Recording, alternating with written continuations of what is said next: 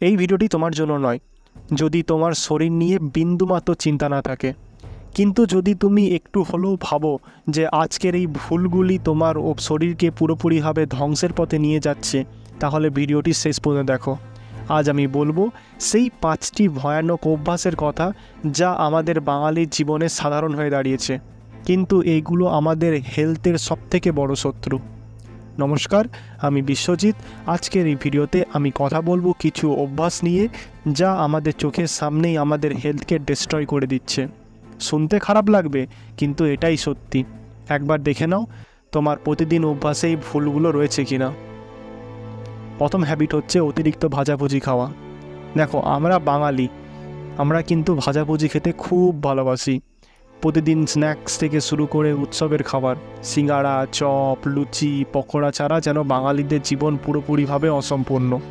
কিন্তু জানো কি, এই ডিপ ফ্রাইড খাবারগুলি কেবল ক্যালোরি লোডেড নয়, বরং এইগুলি তোমার শরীরের কোলেস্ট্রল বাড়ায়।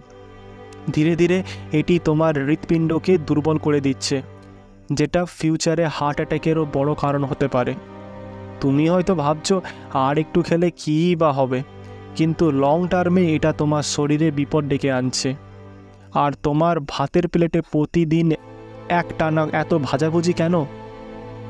দ্বিতীয় হ্যাবিট হচ্ছে বেশি পরিমাণে চাল খাওয়া। ভাত না খেলে আমাদের পেটই ভরে না। লাঞ্চ হোক বা ডিনার, এক থালা ভাত চাইই চাই। কিন্তু এত ভাত খাওয়ার পরিণাম কি? এক্সেসিভ কার্বোহাইড্রেট ইনটেক আমাদের ইনসুলিনের লেভেল বাড়িয়ে দেয়, যা সরাসরি তোমাকে ডায়াবেটিসের দিকে ঠেলে দেয়। বুঝতে পারছো? শুধু ভাত খেয়েই আমরা আমাদের মেটাবলিজম ধীরে ধীরে ধ্বংস করে ফেলছি। অতিরিক্ত ভাত শরীরে এনার্জি হিসাবে জমা না হয়ে ফ্যাট হিসাবে জমা হতে থাকে, আর তুমি ওয়েট লসের কথা ভাবছো। 3 নম্বর ভুল হচ্ছে একদমই ফিজিক্যাল অ্যাক্টিভিটি না করা।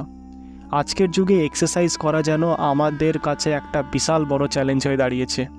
জিম যাওয়া তো দূরের কথা, আমরা সাধারণ হাঁটতে পর্যন্ত যাই না। লিফট বা এসকালেটার না থাকলে আমাদের যেন দুনিয়া দাঁড়িয়ে যায়। কিন্তু একটু ভেবে দেখো, এই লেজি লাইফস্টাইল কি আদৌ ভালো হচ্ছে? ডেলি ফিজিক্যাল অ্যাক্টিভিটির অভাব শুধু ওজন বাড়ায় না, বরং high blood pressure, heart disease এবং অ্যাংজাইটির ঝুঁকি বাড়িয়ে দেয়। এক সময় শরীর একেবারে আনফিট হয়ে যায়। তোমার মধ্যে কজন এখনও সকালে এক্সারসাইজ করে? 4 নম্বর হ্যাবিট হচ্ছে ঠিকমতো ঘুম না হওয়া। ঘুমের গুরুত্ব আমরা খুব কম মানুষই বুঝি।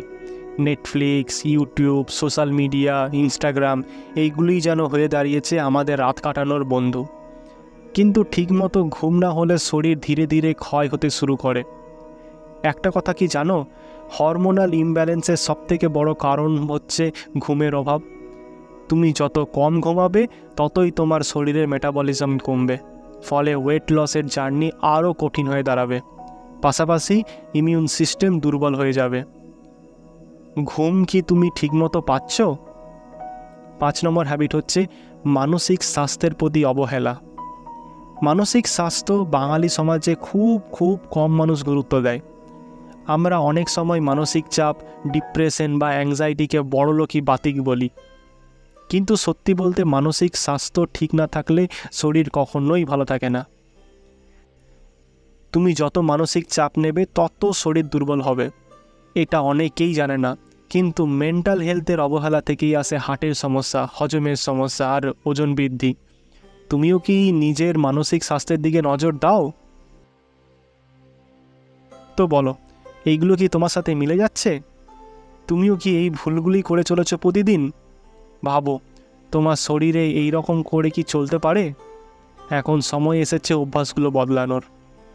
শেষে আমি কিছু প্রশ্ন রেখে যাচ্ছি তোমাদের জন্য, ভাবো আর কমেন্টে জানাও। তুমি কি এখনও প্রতিদিন ভাজাভুজি খাও? কতবার খেয়েছো এই সপ্তাহে? ভাত ছাড়া একটা মিল ম্যানেজ করতে পারবে, নাকি তোমার ডায়েটের সবথেকে বড় বাধা? তুমিও কি একটাও ফিজিক্যাল অ্যাক্টিভিটি করো না? সকালটা একদমই অলসে কাটাও? তুমি কি আজও ঠিকমতো 7 থেকে 8 ঘন্টা ঘুমিয়েছো, নাকি মোবাইল দেখে সারা রাত কাটিয়ে দিয়েছো? তোমার মেন্টাল হেলথের কতটুকু নজর দাও? মানসিক চাপ কি তোমার শরীরের ক্ষতি করছে? এই প্রশ্নগুলি নিয়ে ভাবো, কমেন্টে উত্তর দাও। আর তোমাদের মতামত জানাতে একদম ভুলবে না। আর অবশেষে বলি, যদি এই ভিডিওটি ভালো লেগে থাকে তাহলে অবশ্যই লাইক, শেয়ার এবং সাবস্ক্রাইব করতে একদম ভুলো না। ধন্যবাদ।